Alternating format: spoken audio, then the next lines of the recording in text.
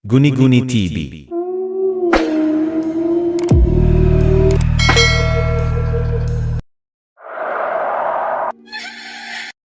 Magandang araw po sa inyong lahat. Sana maibigan niyo ang kwentong ibabahagi ko sa inyo. Sa isang liblib na baryo, kung saan laganap ang mga kwento ng aswang, lumipat ang pamilya namin sa isang lumang bahay na may malawak na bakuran. Ang dating may-ari nito ay hindi na alam kung nasaan. Wala siyang iniwang pamilya at walang nagtanong kung anong nangyari sa kanya. Sa unang tingin, wala namang kakaiba sa lupa. Ngunit nang magsimula kaming magtanim ng bawang, agad naming napansin ang isang kakaibang bagay. Hindi ito tumutubo. Sinubukan namin ang lahat, bagong pataba, mas madalas na dilig, kahit dasal bago matulog. Pero pagkalipas lang ng ilang araw, namamatay ang bawat punla ng bawang na aming itinanim. Siguro, hindi lang talaga maganda ang lupa dito, ang sabi ni tatay. Pero nang tanungin namin ang mga kapitbahay, sinabi nilang dati raw ay may nagtanim din ng bawang doon. Ngunit isang gabi, bigla itong natuyo at hindi na muling tumubo. At simula noon, wala nang nagtangkang magtanim ng bawang sa lupang yun. Matapos ang ilang linggo, nagsimula naming maramdaman na may kakaiba sa bahay. Sa kalagitnaan ng gabi, maririnig namin ang mabibigat na hakbang sa labas ng bahay. Tila ba may naglalakad sa paligid? Isang gabi, habang natutulog ako, nagising ako sa tunog ng pagkaskas ng kuko sa dingding ng kwarto ko. Nang silipin ko ang bintana, wala akong nakita. Ngunit nang tignan ko ang lupa kung saan namin tinanim ang bawang, may malalalim na gasgas sa lupa. Parang may matulis na kuko na humukay dito. At ang pinakanakakatakot, may mga marka ng paa, ngunit hindi ito pangkaraniwang paa ng tao. Nagpunta kami ni Lola sa bahay ng pinakamatandang lalaki sa baryo, si Mang Elias. Siya ay isang bulag, ngunit marami siyang alam tungkol sa kasaysayan ng baryo. Nang marinig niya ang tungkol sa lupang hindi tinutubuan ng bawang, napahinto siya. Narinig ko na ang kwentong yan noon pa. Dati, may nakatira sa bahay na yan, isang pamilya. Pero isang gabi, nawala silang lahat. Wala silang iniwang bakas. Ang bahay ay nanatili, pero ang lupa hindi na naging normal. Sinabi rin niyang may isang babaeng itinapon sa lupaing yun. Maraming taon na ang nakakalipas. Hindi siya namatay agad, bulong ni Mang Elias. Nagtiis siya ng matagal bago siya tuluyang nawala. Tumingin siya sa akin, kahit hindi niya ako nakikita, at mahina niyang sinabi, "Kung may tinanim kang bawang at hindi ito tumubo, tandaan mo ito, iha." Ayaw niyang payagan ang kahit anong panangga laban sa kanya. Simula noong araw na yon, parang lumala ang nararamdaman ko sa bahay. Madalas akong magising ng 3:00 ng madaling araw. Pakiramdam ko ay may malamig na hangin na umiihip sa aking batok. Minsan, nakikita kong may aninong nakatayo sa dulo ng bakuran.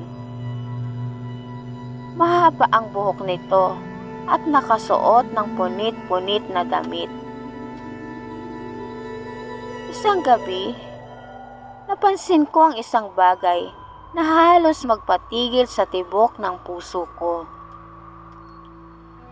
May isang pares ng pulang mata na nakasilip mula sa butas ng lumang pader. Nagsimula akong managinip ng kakaiba. Sa panaginip ko, nasa gitna ako ng bakuran namin. Sa paligid ko, puro tuyong halaman. Wala kahit anong luntian. Puro abo at uling ang lupa. Sa harapan ko, may isang babaeng nakaluhod. Tila ba naguhukay sa lupa gamit ang kanyang mga kamay. Nang tumingin siya sa akin, nakita kong wala siyang mga mata. Pawang itim na butas lamang. Nasaan ang aking katawan, ang bulong niya? Napabalikwas ako ng bangon at pawis na pawis. At sa gilid ng aking paningin, nakita kong may itim na aninong nakatayo sa dulo ng kama ko. Kinabukasan, nagdesisyon si tatay na muling hukayin ng lupa. Ngunit pagkalalim ng hukay, may natagpuan siyang isang bagay na hindi dapat naroroon. Isang lumang kabaong nayari sa kahoy. May mga lumang tela at tila may mga kalansay ng mga daliri sa loob. At ang mas nakakakilabot, sa ibabaw ng kabaong, may mga ukit ng bawang na tila pilit pinipigilan ng isang bagay mula sa paglabas nito. Matapos mahukay ni tatay ang lumang kabaong, bumigat ang pakiramdam sa buong bahay. Parang mas dumilim ang paligid. At ang hangin ay may dalang kakaibang amoy. Hindi mabaho, ngunit hindi rin normal. Hindi namin agad binuksan ang kabaong. Para bang may pumipigil sa amin. Isang pakiramdam na hindi ito dapat gambalain. Pero nang sumapit ang hating gabi, bumukas ang pinto ng bahay namin ng mag-isa. Isang malakas na hangin ang humampas sa loob. At sa labas, sa ilalim ng liwanag ng buwan, may nakatayo sa tabi ng hukay na aming hinukay. Mahaba ang buhok, nakausli ang mga buto sa payat nitong katawan. At ang pinakamalaking detalye, nakatingin ito sa amin, pero wala itong mga mata. Nagmadali kaming isara ang pinto. Napaluhod si Lola. May higpit na hawak ang kanyang rosaryo. Nagising na siya, bulong niya. Kinabukasan, napansin naming may nakabaon ulit sa lupa. Ngunit nang hukayin ito ni tatay, nakita niya ang isang itim na peraso ng tela na may nakasulat sa likod gamit ang pulang tinta. Huwag niyo akong ilabas. At sa ilalim ng telang yon, may isang maliit na buto, isang daliri na may maitim na kuko.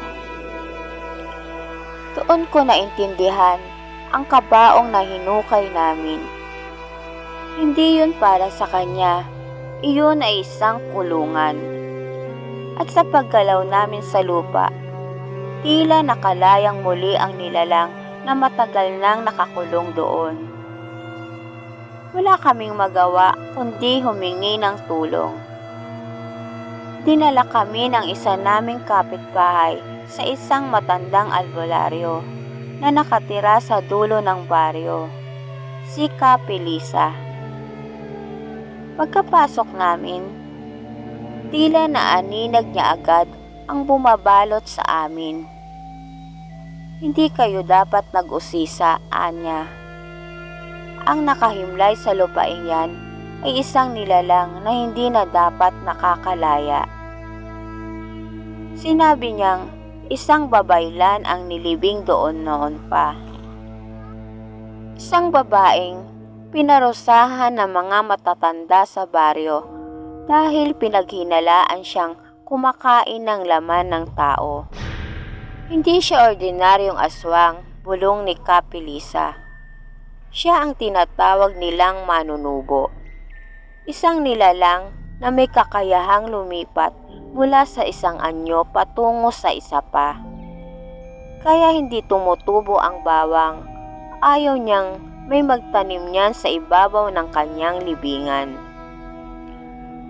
Binigyan kami ni Kapilisa ng isang perasong itim na kandila at ilang patak ng langis.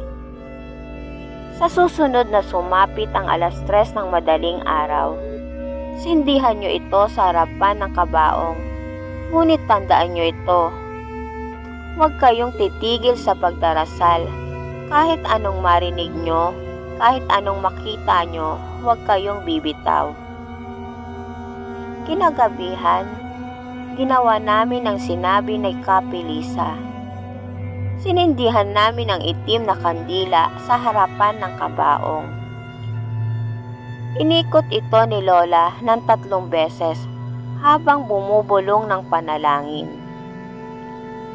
Habang tumatagal, nagsimula akong makarinig ng boses mula sa ilalim ng lupa. Mahina noong una. Huwag niyo akong sunugin. Mas lumakas. Palayain niyo ako. At nang umabot na sa kasukdulan ang dasal ni Lola, isang malakas na sigaw ang malingaw-ngaw mula sa hukay. Hindi ako mamamatay, at biglang namatay ang kandila. Biglang lumamig ang hangin. Narinig namin ang pagkaskas ng mahabang kuko sa mga dingding ng bahay. At sa sulok ng kwarto ko, sa ilalim ng mahina kong ilaw, nakita kong may isang aninong nakayuko sa sahig. Gumagalaw ito ng patakbo, pero hindi naglalakad. Para bang gumagapang ito sa mismong hangin. Tapusin na natin ito, sigaw ni tatay. Itinapon ni Lola ang natitirang langis sa kabaong at sinindihan ito gamit ang posporo. At sa huling saglit, bago kumalat ang apoy, nakita namin ang kanyang anyo. Isang nilalang na may mahabang daliri, lumulutang sa ere, at may nakangising bibig na punong-puno ng matutulis na ngipin. Naglakad ito palapit sa amin, hindi alintana ang lumalagablab na apoy. Ngunit nang biglang bumagsak ang isang bungkos ng tuyong bawang sa sahig, napatigil ito at napaatras siya.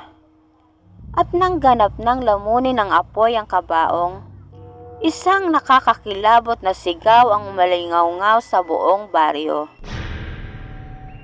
Hindi ito natatapos dito. Simula noong gabing yon, unti-unting bumalik ang normal na buhay namin. Sa unang pagkakataon, tumuloy ang paglaki ng aming mga tanim na bawang. Natapos na rin ang sumpa, ang sabi ni Lola. Ngunit isang gabi, habang natutulog ako, may naramdaman akong malamig na hangin sa loob ng kwarto ko. At sa ilalim ng aking unan, may natagpuan akong isang bagay. Isang maliit na piraso ng kuko na parang piraso ng daliring sinunog sa apoy. At sa sulok ng kwarto ko, sa loob ng madilim na siwang ng pinto, may isang pares na pulang mata na muling nakasilip sa akin. At dito na po nagtatapos ang aking kwento. Salamat po.